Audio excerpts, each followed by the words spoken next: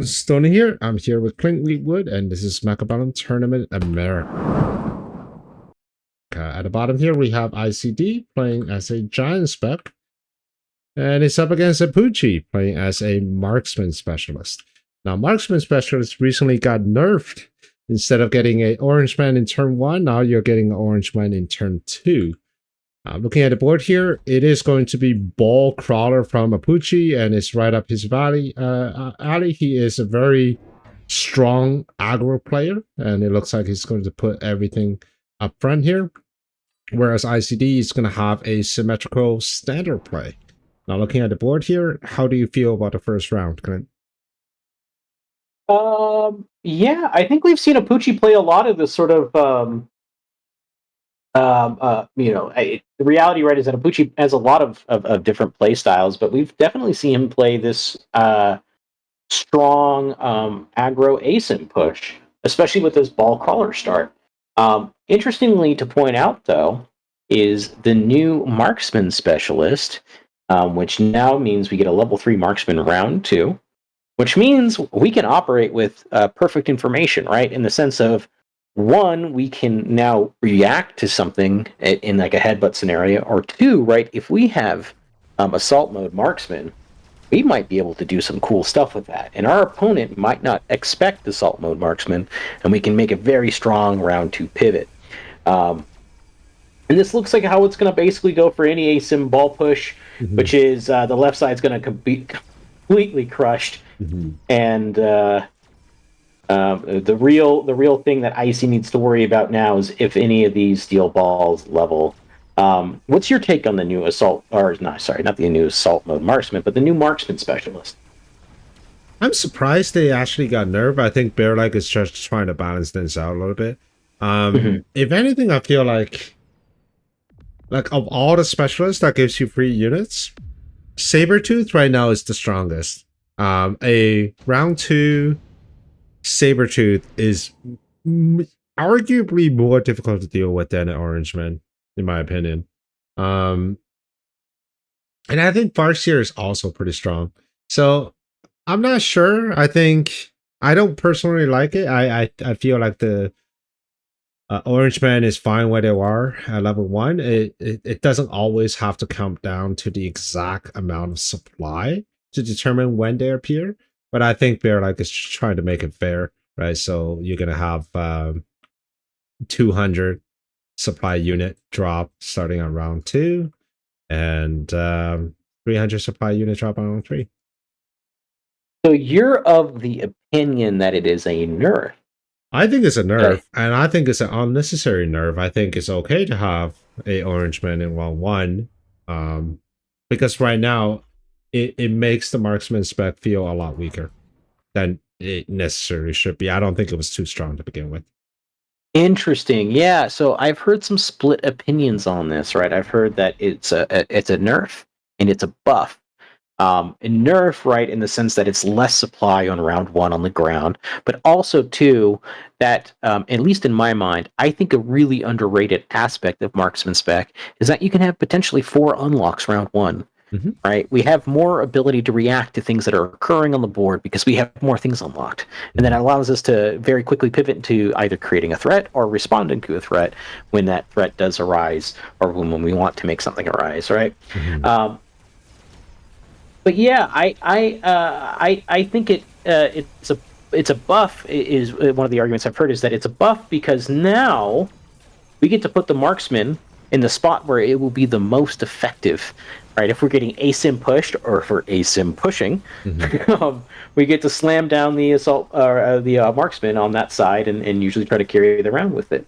So it's an interesting idea. It's kind of split the community in a little bit, and I agree, though. I think overall I view it as a nerf to the specialist as a whole. So we got a round 2 Vulcan coming down here, and I don't think it did too much except to give experience to these 2 sets of steel balls. Yeah. When you're playing a position like this, right, it is very, like, you have to manage your experience economy almost. It's something that nobody ever talks about, but in this case, you have to be very careful about your experience economy because once the steel balls level to level 2, even with Vulcan with Scorch, which ICD just picked, is not able to bring it down quick enough. So that's a problem. Imagine if he delayed this Vulcan and instead, like he could even throw that round because the result would have been very similar to what and actually end up happening. So if he threw that round and waited for round 3 to drop the Vulcan with Scorch while these steel balls are still level 1, he will have a much better chance to actually stop the aggression on this left side. Yeah, and here I think is where things get really scary for the Vulcan player. I think Icy rushed into this idea of developing a Vulcan too early. Mm-hmm. I think what we should have seen instead is another vertical fang up into the front line, backed up by Stormcallers, right? Because these balls, even with an Arclight, will take a good amount of time to clear out vertical fangs.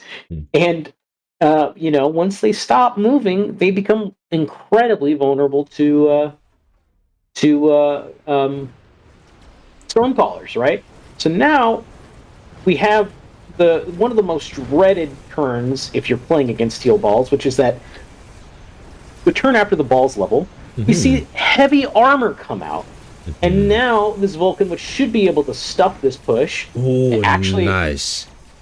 It still does. Nice. It got all of the Vulcans in that final second before they charge up to full, and now the steel balls in the final second, and now this Vulcan's level, which means now it's an even playground with these steel balls, which is really good because I was really worried. And now with intensive trainings, now a level 3 Vulcan with Scorch and it will absolutely delete these steel balls. So what an interesting turn of events. Yeah, I'll be honest, that's not how I anticipated that round going. No. I think what ended up happening is a very keen orbital bombardment missile came down and took out a good chunk of HP from one of those steel balls, and that allowed that Vulcan to just get over that hump. And killing 2 level 2 packs of steel balls gives that Vulcan the level. And we see intensive training come out.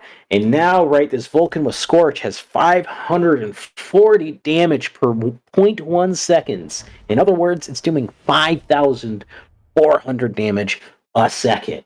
These balls, 12k HP. 2.5 seconds, they're ash.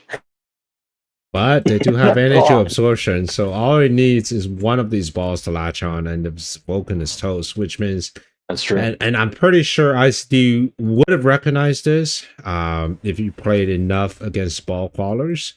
And the answer to suck is, of course, to give them all the crawlers they can have.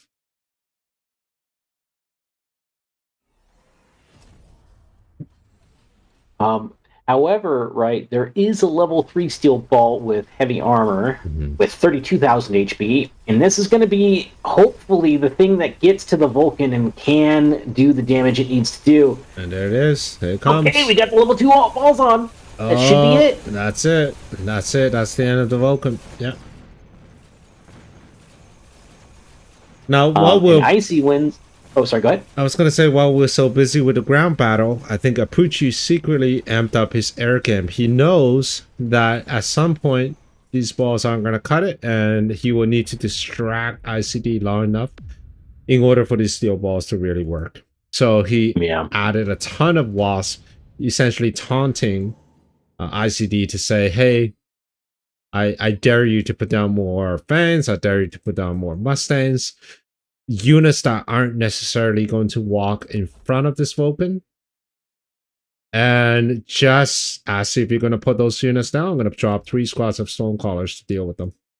And this is I love that. It's so great. This is how a 2000 MMR player thinks, because at the lower MMR level, you always counter the immediate next round. But when you're a higher MMR, I mean yourself included, Clint, I'm putting you're 2000. We're talking Apucci, Sacco, and Clint Eastwood, right? At this level, you're not just countering the next round, you're countering the counter. You're setting up a bait, right? You're setting up a problem, expecting your opponents to come up with a very specific solution, and then you counter that then. So in this case, Apucci is expecting Mustangs or range fans to deal with the Wasps, and then he's countering them very hard with the Stormcallers. And I wouldn't be surprised if at some point he's going to click fire on the Stormcallers.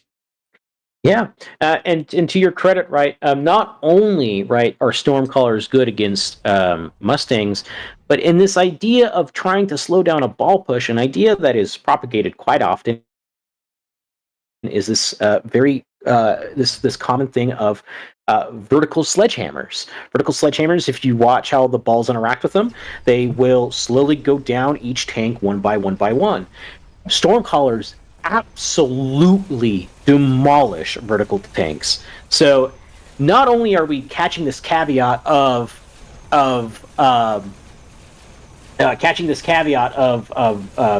potentially Mustangs, right? But we're also playing around this idea of either more vertical things in front of the Vulcan or vertical sledgehammers in front of the Vulcan. So it's I think it's super heads up from Apucci. And realistically, right, Icy still doesn't have a good answer against these Wasps. And I think what we're seeing out of Apucci right here is a very textbook dismantling of this like carry Vulcan idea, right? We have two good units and the steel balls that help deal the single target damage, and then we have a bunch of obnoxious stuff in the air that doesn't have a clean answer on the ground. Oh man. This is such a great game from Apucci. I mean, it is a very difficult hole that ICD will have to climb out of. Because, I mean, let's look at the board, right? Major problems. One, he has a major air problem, which he will have to answer. I mean, he does have range Wasp at this point, which means he can take AA. Apucci's board's AA consists of a single orange man and a bunch of wasps. And if you can get rid of those wasps, then you win the round. Absolutely. Right? If you take care of the air problem, then there's the ground problem. And the ground problem is consists of two parts. There's the anti-chaff, and then of course there's the anti-unit or the anti-giant. Anti-chaff, I mean, you're not going to win the chaff war. It's very difficult to win the chaff war with the Stormcallers just kind of bombarding your line of fans. And then your anti-giant, we got level 5 steel balls which suck. Nothing is going to stop those steel balls at this point. I think right now the best path forward for ICD probably lies in this Wasp. If he's willing to commit into AA and get even more Wasp, he might stand a chance. I mean, sure, Apucci actually saw this coming, and by putting down this Wraith, right, anticipating possibly the only chance that ICD has to win this board. But I think there's still definitely a chance, because the level 2 Wasp on the side is going to get level 3 even. But let's just see, right? It looks like ICD is taking care of business in this round. So let's see if this actually works out. Next turn, there's a couple routes for Apucci's to go, right? One, we're going to take range on the steel balls, allowing them to get onto these Vulcans a lot sooner. I think this round, the steel balls were just dying a little too fast. Two, I think Apucci, if he is smelling blood here, he could definitely take AA on his Wasp as well. Yeah, I completely agree. And I think an underappreciated thing that happened here, right, is that Icy had to loan last round. Apucci didn't. Apucci has lots of health to work with, and even through an Ion Beam that heavily favors Icy, at least in my opinion, in the last round. Oh yeah, I got through quite a few of these steel balls. Yeah, and despite that being true, the round was still close. The round was still very, very close, right? And what's probably going to happen here, right, is now Apucci can make the decision of I'm going to loan, or Icy is now basically in the spot where he may have to loan for the rest of the game. And at a certain point, right, Apucci's economy is so much further online than Icy. And here we go. We see this corner War Factory aggro push with photon emission. I love it. So cool. This is so cool. Signature Apucci. I've actually been on the receiving end of this very specific tactic. Like he will be winning pretty hard, and then he just needed something to steal the deal. Drops the War Factory, Photon, and Mobile Beacon him straight into the tower. Mm-hmm. And, Icy's going to try to win out a round by doing a cool little mobile beacon on the right with AA range wasp. But what's going to happen is that these wasps are going to run right into that missile, and it's going to get stuck completely. And now it really comes down to what's going to happen on the left. And this War Factory is like a honey badger. It don't give a and it's punching right through right now. And the tower goes down, and things are looking like a wrap. Almost was able to stabilize. I mean, look at how well this AA Wasp are doing right now. Had he gone AA Wasp just one turn sooner, he would have been able to stabilize, but Apuchi was just too relentless. Wow. Good game. Cool stuff. Cool stuff. So, yeah, I mean, at the highest level, like, not only you're countering the counter, and you also maintaining sort of the flow of the game. Like, if you know this is going to be a killer round, you're going to put down certain units that typically don't work in any other round. Like a War Factory on the line with Photon, that's not something you normally see in a game where you're expecting like 3 more rounds, because that War Factory is just going to get canceled by a melting point. But in this particular case, Apuchi smelled the blood in the water and it's like, I am going for it. And he did. When it worked out great for him.